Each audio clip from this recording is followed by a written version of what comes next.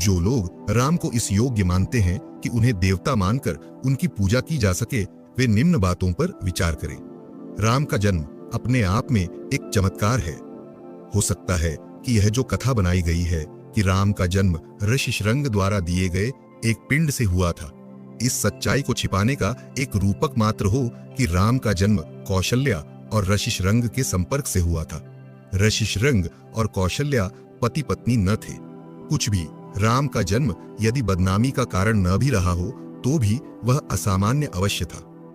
राम के जन्म के साथ कुछ अन्य घटनाएं भी जुड़ी हुई हैं। यह हो नहीं सकता कि वे बुरी न लगें। वाल्मीकि ने अपनी रामायण के आरंभ में ही इस बात पर जोर दिया है कि राम विष्णु के अवतार हैं।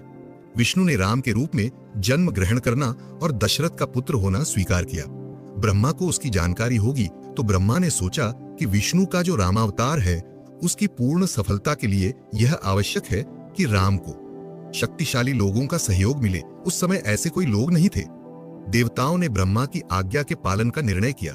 वे थोक स्तर पर न केवल अप्सराओं के साथ व्यभिचार करने पर तुल गए, न केवल यक्षों और नागों की अविवाहित लड़कियों के साथ संबंध बनाने लगे, बल्कि रुक्ष, विद्याधर, गंधर्व, किन्नर और वानरों की नियमानुसार विवाहित स्त्रियों के साथ भी संबंध बनाने लगे और इस प्रकार राम को सहयोग देने के लिए वानरों की सेना तैयार कर दी। इस प्रकार राम का जन्म भले ही व्यक्तिगत स्तर पर नहीं तो भी उनके सहयोगियों को लेकर ही सही सामान्य रूप से लंपटता के साथ जुड़ा हुआ है। सीता से जो उनका अपना विवाह हुआ उसकी भी आलोचना होती है। बौद्ध रामायण दशरथ जातक के अनुसार राम और सीता दोनों भाई बहन हैं। दोनों दशरथ की संतानें थीं।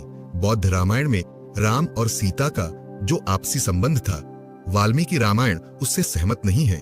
वाल्मीकि के अनुसार सीता विदेह नरेश जनक की पुत्री थी और इसलिए राम और सीता भाई बहन नहीं थे।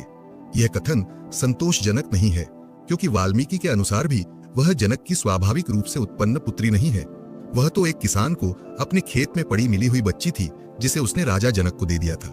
जनक ने उसका पालन पोषण भर किया था, इसलिए यह केवल ऊपरी तौर पर ही कहा जा सकता है कि सीता जनक की पुत्री थी।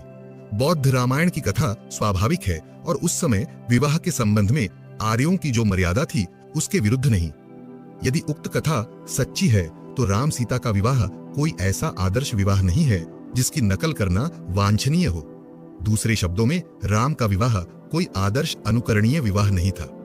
राम का एक गुण बताया जाता है कि वे एक पत्नीव्रती थे।